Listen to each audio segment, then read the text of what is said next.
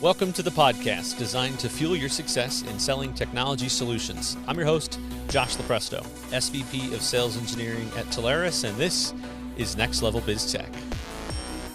Hey everybody, welcome back. I'm your host, Josh Lepresto, SVP of Sales Engineering at Telarus, and this is the Next Level Biz Tech podcast. This week, we're talking about advanced networking, we're talking about SD-WAN and everything in between, and we have the pleasure of being joined by the one, the great, the only Josh Haselhorst, world-renowned SD-WAN networking architect. Mr. Haselhorst, welcome on. What an introduction, man. I'm famous. Thank you, sir. Happy to be here. Love it. So I want to hear about you first. I want to get everybody. Everybody knows you are covering the Southwest, but you're also really a very strong subject matter expert for SD-WAN networking and security. But let's dial it back to just you. How did you start in this technology? Have you always been in this path? Did you do something dramatically different and then just this sucked you in one day, or where did you start? Yeah, great question. I mean, when I started in tech, I was just a sales rep. I didn't know anything about tech. I was actually in the boat business for a long time, selling offshore race boats, warlocks and donzies and cigarettes and stuff like that as a young man. And that was fun, but you just didn't make a heck of a lot of money, right? So, I got a job at IBM. This was in the, I would say, mid 90s or whatever. And IBM had just launched this thing called ThinkPad University. So they had this program to where university students from like Ohio State, Florida State, or whatever, as they enroll, they get a brand new ThinkPad as part of their deal, right? So that was my first job in tech, and I realized real quick I hated technology, literally hated. I was working for this reseller of this ThinkPad thing, and they'd be the guys running around with the chicken suit and the sales wheel and throwing candy, and I'm like, this is just too hokey for me, man. I hate tech. So I got out of there probably within, I don't know, maybe a year or two, and started with a VAR that was a distributor at the time called Avnet, and started in inside sales, smiling and dialing. George Costanza, want to buy a computer? No. Want to buy a computer? No. And so I did that for a while, and then just moved up, and we got onto the Cisco side of the house, and became Cisco certified in the advanced wireless and the call managers and all that other jazz. And then Avnet sold their Cisco practice to another company called Calence. Well, Calence didn't need all of us from Avnet. They were already one of the biggest, Cisco reseller integrators on the planet. So we all pretty much got whacked that day. And then just started hopping from VARs to integrators. But every time I went to a different VAR, a different integrator, I would go to a different discipline. So I started in that Cisco world, then I went to another VAR and started building a storage practice through EMC. So we started building backup recovery archive solutions and monster, $1 million SIMs for giant data centers and stuff like that. And then this horrible idea of cloud compute came about.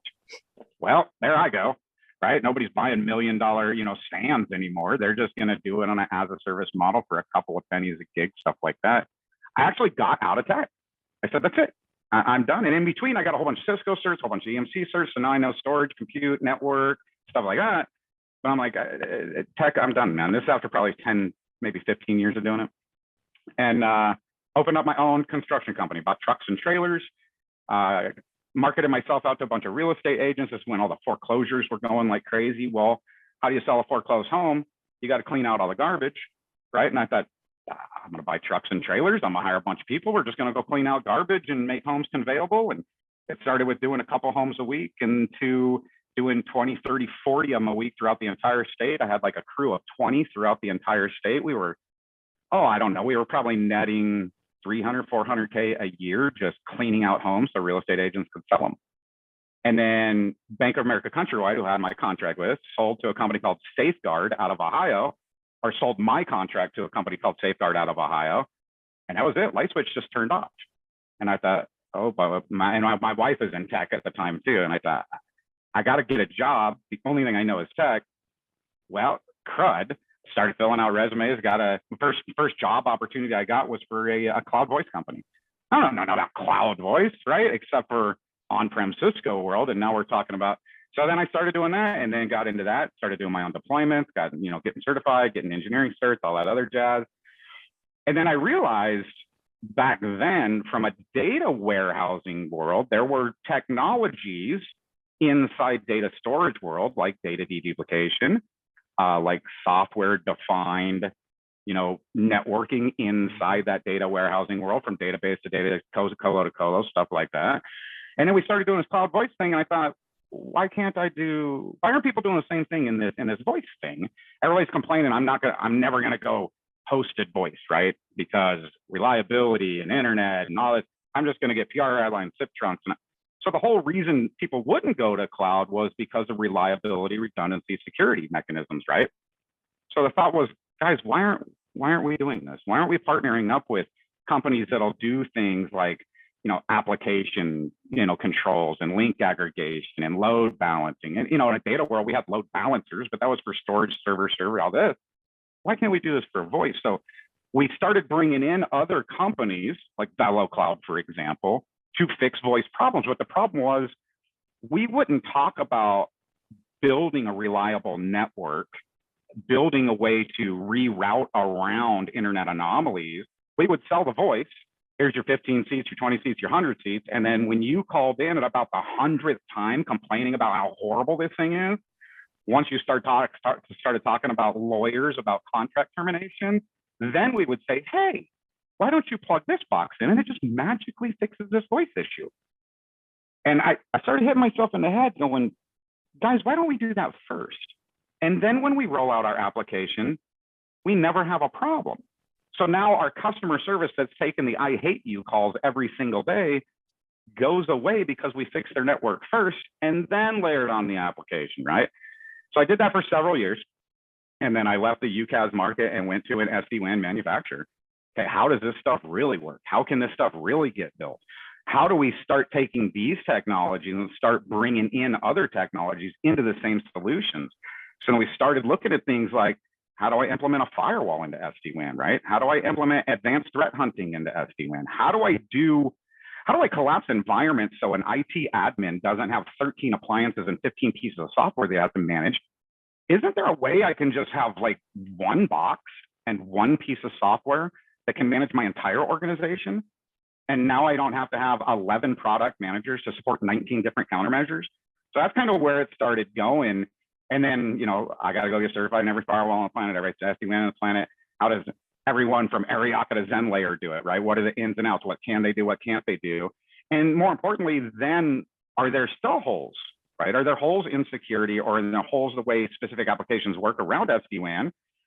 And if there are holes, is that yet another product, or is that now just a product dev that needs to now integrate into their existing SD-WAN platform? And these things have turned into now PaaS in my world, right? Platform as a service. That, what do you want? Do you want it to be SASE? Do you want it to be CASB? Do you just want it to, do bandwidth consolidation? What do you want? Let's talk about that. Right? Let's talk about what it is now. I love the journey. I love the wild story. And this industry always seems to suck everybody back in, whether we like it or not. Oh, dude, I know.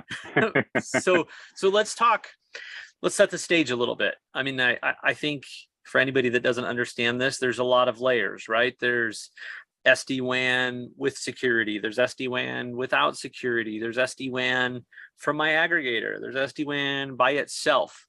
If we know that some of those things are the options, right? And then we, like you said, we start to get into the new stuff, the CASB and SASE and things like that. We can get to that a little bit at the end of kind of where this is all going. I think it ties into there. Yeah. Let's just level set on, what would you say this does? What does this technology, why is it there? What does it do? And why is it better than what somebody might have from a legacy perspective, to kind of bring back to some of the points you brought up? Yeah. And when I go around the country and I talk to the partners, integrators, manufacturers, I work with a lot of the product dev team, stuff like that. There's very, very common questions, right? Like, what's the next evolution and what SD-WAN does what? First of all, let's level set this. SD-WAN is not a product. It's not a box. It's not a blinky light. It is not a spinning disk. SD-WAN is a risk management, risk tolerance idea. It is a theoretical idea of what applications do I run in my environment that are my crown jewels? What do I make money doing? I have to understand the customer's use case. How do I make money? Now, based on how I make money, how do I protect that application? And how do you need it protected? right? So when we talk about over-the-top SD-WANs versus SASEs versus CASBs versus PAS, it's really not about, oh, do I need a full stack, Fortinet, Cato, Cisco, whatever. It's really about that use case of, okay, let's look at operations and logistics and risk management first. What applications do you have, Mr. Customer, that cannot risk a failover, failback event? Is that desktop as a service? Is it workspace as a service? Is it your containers in AWS, Azure, GCP? What is it that requires, based on risk management, risk tolerance, 100% application uptime, 0 failures? Do you have any of those applications in your organization, Mr. Customer? Yes, no. If the answer is no, I literally have nothing. We don't run on computers. We run on Post-its and sheets, and then maybe they're not a fit for SD-WAN. But again, going back to the SD-WAN in a product, right? SD-WAN is 3 things. It is management, meaning I can open one GUI interface and I can manage single locations or multiple locations and multiple technologies in the same admin user interface. Visibility is a second pillar. Can I see analytics of my internet circuits, my top talkers, my top users, my top applications, my latency, my packet loss, my jitter, my crosstalk?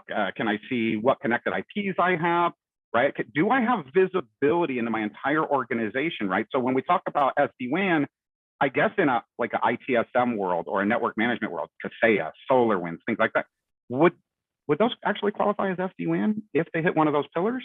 Well, yeah. If I can manage everybody in a single interface, right? Then yeah, those would qualify. And then the third biggest component is automation.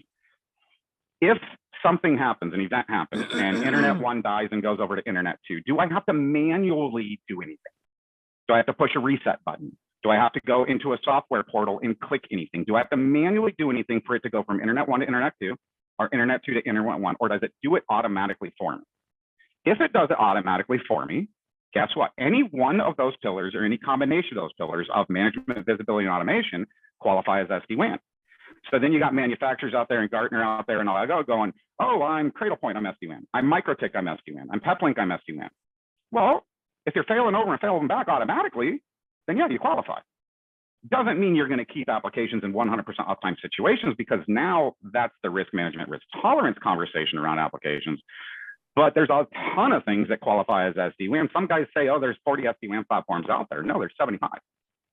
And it's because what qualifies as SD-WAN depends on what the customer needs to protect and how they need to protect it. So it comes back to a business conversation. I'd say that's the funny thing about this, right? I mean, this podcast is meant to be a little bit of technical exposure to how some of these different vendors and things like that work. But there has been a common thread. It really just comes down to, what problem are you trying to solve? To your point, what applications are your crown jewels? Are they resilient? Can you afford them to have downtime? And just stop and listen. And I think it's fascinating. I think people are surprised when we come in from a technical acumen and we're just asking business questions, because that's really all it comes down to, right? Yeah. And when I teach partners, right, I wouldn't say sales 101. I would maybe say sales like 202 is, hey, I want to start, understanding SD-WAN so I can sell SD-WAN to my customer. How do I sell SD-WAN, Josh? Do not sell SD-WAN. SD-WAN sells itself. SD-WAN is the hook to all these other cloud services that you want to sell. You want to sell cloud migrations from on-prem to AWS, Google, TierPoint, Flex Central, Rackspace. How are you going to do that migration? How are you going to connect to it? How are you going to connect to it securely? Well, now it's an SD-WAN conversation. How do you need those applications perform and behave? Now it's an SD-WAN conversation, right? Oh, and I get this all the time. I just had one this morning is, hey, I want to get into SD-WAN. I do UCAS, TCAS, and internet. Sweet. You get people calling you up. Hey, I need a secondary internet connection. Cool. Let's do like everybody else does and sell them whatever's on net near net and just sell them that $136 broadband circuit. Right? We're done? No. How do you want that circuit to behave? What applications cannot tolerate failover and failback? I didn't sell them SD-WAN. What I sold them is, you're going to have 2 internet connections. Why not use 2 internet connections? Why buy another connection that you're going to use 4 or 5% of the time? Why not use it all the time and have your critical applications dictate which connection is correct in real time? Why don't we do that? I didn't sell SD-WAN. I sold how do you want your internet to behave, which happens to be SD-WAN. But then it gets way, way deeper though, right? Is if I'm talking to the telecom and the internet guy at the company, that is an over-the-top SD-WAN solution, bandwidth conditioning tools, right? Stuff like that. Okay, great. I'm link aggregating. I'm always up. Sweet, wonderful. Well, what are your firewalls? Maybe your existing firewalls can already do this. Maybe it can already do this with just a upgrade of an OS. You know, maybe they can't do it at all, and we need an over-the-top. And more importantly than that, who is managing these firewalls? So now we get into this whole cybersecurity conversation of, I really want to start selling cybersecurity, but I don't know how. Well, I'm not selling cybersecurity. I sold you a secondary internet circuit, right? I asked you how I wanted to behave, turned into an SD-WAN conversation. What applications are you running? Turned into I want to go buy a hosted voice. Oh, okay, well, now I can sell them hosted voice. I can sell them the internet. I can sell them the SD-WAN. Now, what are your firewalls? Who's managing them? How often do you looking at your firewall logs? Are you doing advanced anomaly detection? Are you doing vulnerability scans, pen testing, all this other stuff? Are you ingesting those logs into a analyzer, a SIEM, into a security operations? And then it's, oh my God, no, Josh, I don't have security operations teams. I'm not doing advanced threat hunting. I just bought a off-the-shelf firewall that said it's HIPAA compliant. Sweet. How deep in cyber maturity do you guys want to get? Do you want to start building formalized frameworks? Do you want to start doing defense in depth, everything from endpoint security awareness training to endpoint protection, all the way into data loss prevention, and really start getting cyber mature? Or did you outsource an MSSP that's already doing that? Because now that starts dictating which SD-WAN platforms. Now that we already determined from the telco and internet guy that SD-WAN is a need, well, now it's a which one, right? Which tech is going to be correct for your organization? Because if I've already outsourced all cybersecurity to whoever, am I going to go in and talk about the Catos and the Fortinets and the Versus of the world? No, I'm not even talking to that guy. He doesn't even know what I'm saying, right? So now I'm just talking to the telco and internet guy. So it's really going to depend on their risk, I guess, platform and their logistics and operation of who can support what and where are the holes and gaps, because a lot of times we can kill a lot of birds with one stone. And, you know, I want to make sure too that everything that anybody hears is that this is the value of being a Telarus partner, right? They get to ride side by side with you, helping them with their customers in these discovery calls, because this technology is complex, but it doesn't have to be. So, you know, small plug for the Telarus engineering team, right? That's what we're here to do. We're here to help you figure these things out, figure out where your customers are at, figure out where they're going, figure out what their pitfalls are going to be, and talk about pitfalls that, you know, we can, I think, hopefully help them avoid. So, you know, I think you laid down some good things about how a partner can be asking these questions and not make it about a specific technology, make it about a business. And you did start to allude to some of the trends, and I want to jump into trends here. I want to go trends, and then I want to get into a detailed example. So from a trends perspective, you know, if I flash back, I remember we started doing this years ago. The idea of putting a box managed as a service in a customer's environment that they didn't totally know what it did. No way. Get that box out of here. I ain't doing that. I manage all my own gear. I got all these pieces, and I can adequately staff, and I got no problems with that. It's great. Fast forward to where we're at now. Massive employment shortage that keeps getting worse and worse. The great resignation, all this stuff coming off the back of COVID, blah, blah, blah. What are some trends that you're seeing these days that you didn't see a couple of years ago that maybe partners should look out for? Yeah, no, great question. And go back to that COVID specific, right? As we had, you know, office workers, you know, coming into the office in the cube farm doing their jobs. I got my on-prem firewalls. I got my security team. You know, we're beautiful. Everything's cool. We might need some other countermeasures and stuff like that. But then I sent everybody home. Well, how am I going to securely connect those guys when I send everybody to go work from home? Oh, well, I got VPN licenses on my firewalls. Okay, how many concurrents can you actually handle? What's the capacity? Well, when I bought my firewall, I bought 25 concurrent VPN licenses, and then I sent 150 people home. Well, that's cool, because only 25 at a time can actually do work, right? So what did I do? I'm going to get more concurrent VPN licenses, but every box has a max capacity. So then, I guess I have to get a bigger firewall that supports more VPN licenses, or I go buy another appliance called a VPN concentrator, or I go buy another appliance called a secure remote access appliance, right? And then it was, okay, well, Nobody's here. Who's going to rack and stack those appliances? How am I still going to get these guys into their network resources working from home? This was an absolute nightmare.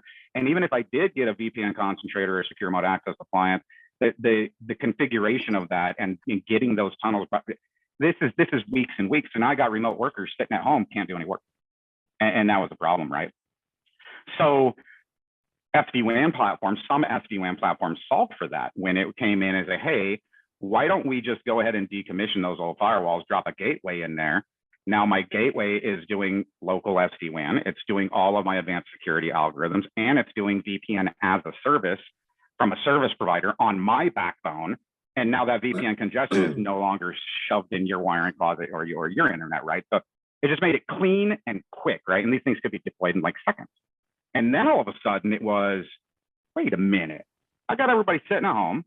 Yeah, I got them, secure remote access, and that's all cool. But their home internet is garbage. I mean, they're complaining all the time. Their voice quality is horrible. I had one that was an animatronics company that went home and started doing, animations and running these trackball technologies. They need to be real time and super fast on this residential broadband, and going, this is horrible. Well, yeah, it's horrible because kids are in Google Classroom, mom's working from home too. You got one stick of residential internet. I got to have a way to carve, again, my business critical applications and get everybody else out of my way, even in a single residential world. So now resident home SD-WAN was created. Now I just put a little appliance in there. I plug in my little deal and boom, I'm up and running, and I'm actually steering my application around anomalies in real time. I didn't have to do a bunch of stuff. I just had to plug in this box that would do it for me, right? So that's kind of how that evolution worked. Cut to today, we're starting to talk about the hybrid, right? Is okay, I got remote workers, but some of them are going to come in, some are going to come out. Maybe these guys are going to work here Mondays and Tuesdays, and then Thursdays, Fridays are going to be home, and a different shift is going to come, and that's cool. But I can't have multiple different mechanisms to secure these guys and give them connections. So now how do I do this? And now we're thinking of platforms, and we're rolling out platforms like SASE and CASB platforms and ZTNA platforms and stuff like that, to where when you're outside of my office environment, I'm going to grab your machine and I'm going to send you through scrubbing centers. I'm going to sandbox and quarantine your device. If I see malicious code, I'm going to do kill codes on that malicious code. And then and only then allow you into the network resources that only you are allowed in to do your specific job. You don't even know there's other stuff in here. Only you're allowed somewhere, right? But then there was a problem with that too, is, okay, now you allowed me into my Azure container to do my specific job. And you gave me a VPN. So my front door's open, your front door's open, you gave me a secure connection. Where am I allowed to go once I get into your front door? Your bedroom, your bathroom, your basement, your crawl space, I'm allowed to go anywhere, right? It's linear, I can go anywhere now. So you need to be able to segment me into, no, Haselhorst, you're allowed in the second cabinet drawer of the kitchen. You don't even know there's other rooms in this house. That's ZTNA, Zero Trust Access. But Zero Trust Access also has a different animal called Zero Trust Network, which means access is simply that. I'm allowed in the third kitchen drawer. But what happens if I'm in the kitchen drawer and I go to Facebook Marketplace and pick up some malicious code in flight? Do I have the capacity of now infecting that container? Yeah. Well, what if I was on a backbone provider and that backbone provider had me in a scrubbing center that was staring at me in real time, scrubbing malicious code in real time? That way, if I do go to Facebook Marketplace and pick up malicious code, I can't infect that container. That's not Zero Trust Access, right? That's Zero Trust Network Architecture. And marketing companies are selling ZTNA all over the place. You see it in Google and LinkedIn or whatever, but it's back to that use case, Mr. Customer. What do you mean by Zero Trust Access? Because Zero Trust Network could be, I'm going to do a Zscaler. I'm going to do a Palo Prisma. I'm going to do a Checkpoint Harmony. Sweet. I have no local SD-WAN controls, right? That is an option. So am I going to be talking about ZTNA and stuff like that if you already have the Cisco umbrellas and whatever of the world? No, but I need to know that from the customer, is what tools have you already invested in? We don't want people spending money unless they need to. If they've already invested in a technology, we need to be able to utilize that technology, but make it more simplified and more elegant. That's what we're doing. So fair to say, if I sum that up, we've gone from the far reaches of, no, I'm going to manage this box myself. All my employees are in one location, to where we are, the gradual growth of remote work, call it COVID or not COVID, after all of that, still definite prominence in remote work, and mix in all of the social media and all of the, thankfully, realization of needs for granular security over the last couple of years, because of how good some of the bad guys have gotten, to where now we've gotten and can get very, very, very granular on the security and the controls within that. And it all gets collapsed. So good, awesome sum with some of that. So as we get into the last question here, I would love to have everybody understand, because like we said at the beginning, right, we're here to help run side by side with our partners, talk to the customers, figure out what they're trying to accomplish, and put that into a solution that then is a fit. So I would love to walk through, from your perspective, walk us through real quick an example that you got brought into. What were you told the situation was? What did it look like as you kind of got deeper into the customer's environment? And then what did you ultimately end up replacing with that? And kind of what was the value in that story? Yeah, great question. And I do a ton of these, just so you know. So it's hard to pick one out. So I'm just going to pick out my most recent one, because I'm old and I have a short memory.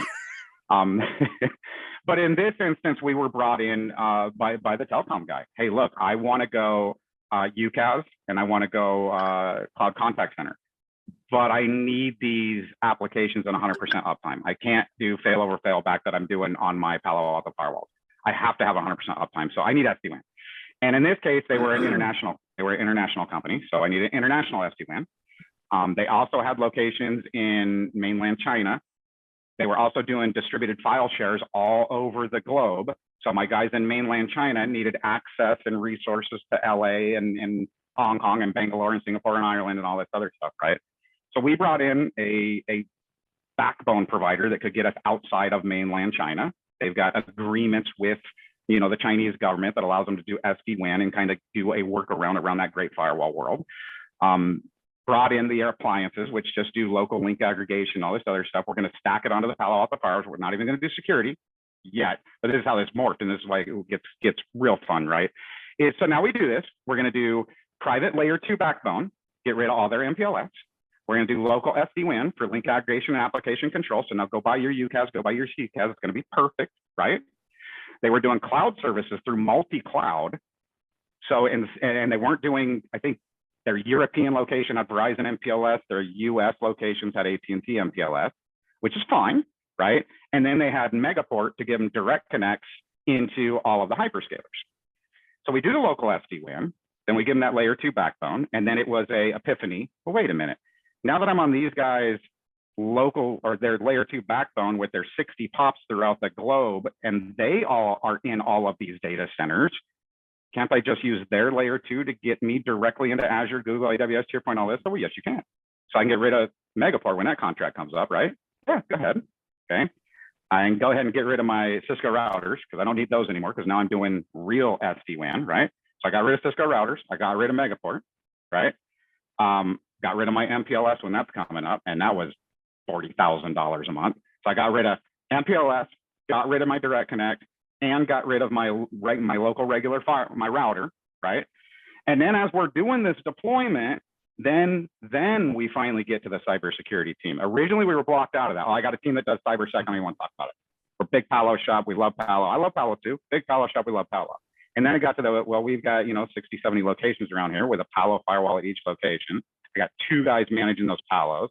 I don't have a security operations center. I'm not doing SAM. I'm not doing MDR, XDR. But I love Palo and I love those local firewalls, except for they're kind of becoming a headache to manage those local firewalls.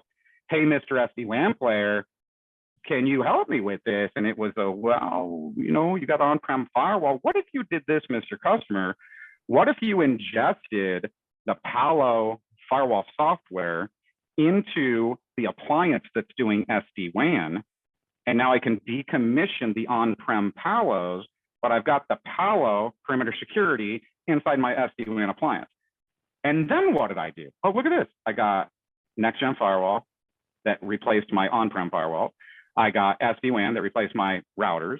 I got direct connects that replaced my Megaport. I got private layer 2 that replaced my MPLS.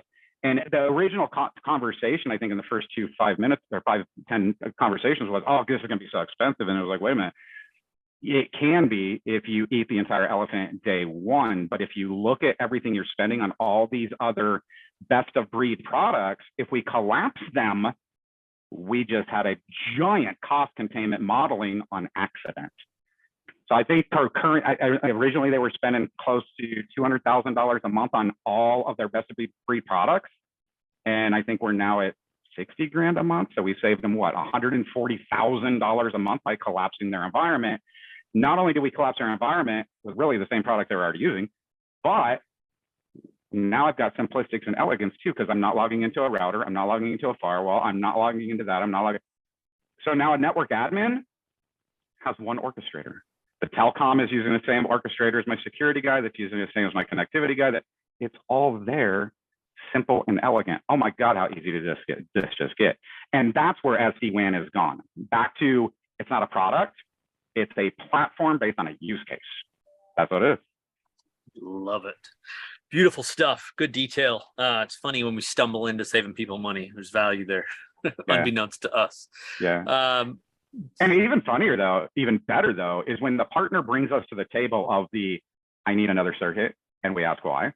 You know, what's the firewall? And we ask why. When we, the engineers, come in and help those partners, we could have just sold this guy some SD-WAN and some connectivity and walked, because that's what he asked for. Yeah. And we would have been what, 8, 9, 10 grand a month, maybe in that example. But by helping them collect their environment and build elegance and simplicity based on risk management, I mean, we tripled that MRC for the partner. I wouldn't say on accident, because I'm always thinking this, and so is our engineering team. But for the partner, it was oh my God, I did not know that this was even a possibility, right? And I love the detail that you go into, right? That kind of shows behind the scenes how we got there, because that's the point. As we get to kind of some of the final thoughts on this, the point is, whether you've sold contact center before, or you've sold network before, or you've sold mobility before, whatever. Our goal with this is to help you get deeper into a new discipline that you may not be in, right? And understand how we do it, and understand some of those resources that are behind us. I love the glimpse that you give with that. Awesome. So final thoughts, future looking. If you look out, right, we've painted I think you've done a really good job of a picture of gradually how this model has changed, but your humble opinion of what's next, right? Is it CASB? Is it SASE? Is it the collapsing of tools? Like what do the next 24 to 36 months look like? Yeah, so your Gartners and your Forrester, your analysts out there are still saying, I even hear them today, right? Best of breed is dead. We're going to collapse into single environments and platforms as a service. That's not true.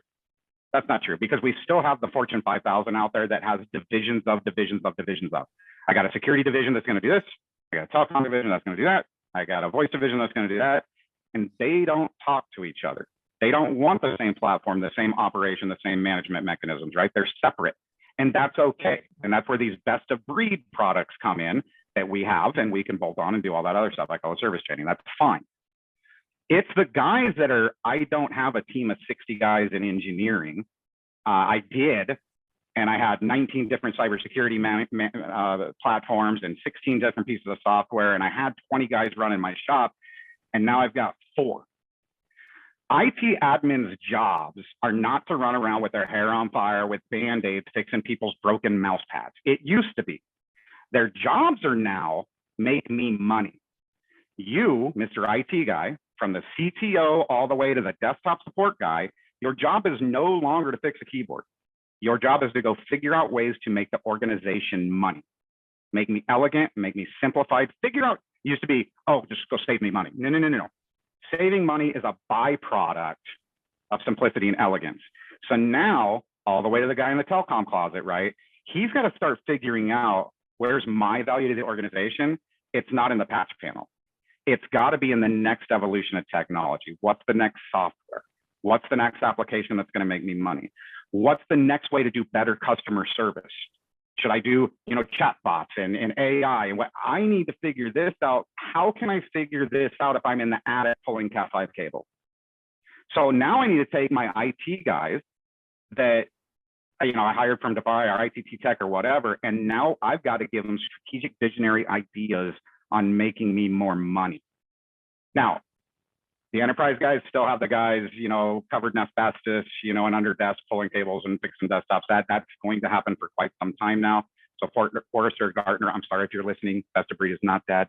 However, for those guys that have collapsed their staff and their talent pool, they've got to start thinking. I wouldn't even say outside of the box. I would just start thinking about, how do I make my job easier and make my company more money? That's the game. It's not tech anymore. It's money. Beautiful stuff.